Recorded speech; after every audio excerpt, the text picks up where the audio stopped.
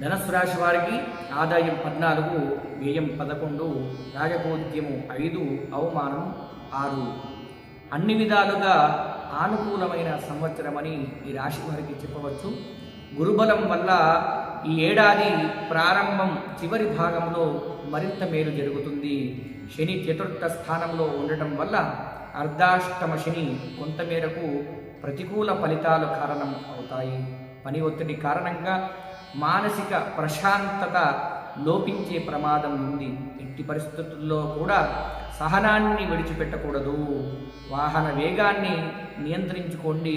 అయితే రాహు తృతీయ స్థానంలో పరాక్రమ స్థానంలో ఉండడం కలిసొచ్చే విషయము అని చెప్పవచ్చు.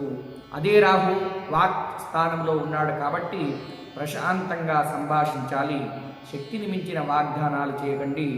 జూన్ 2 వరకు గురువు సప్తమంలో ఉండటం వల్ల శుభ ఫలితాలు ఉంటాయి.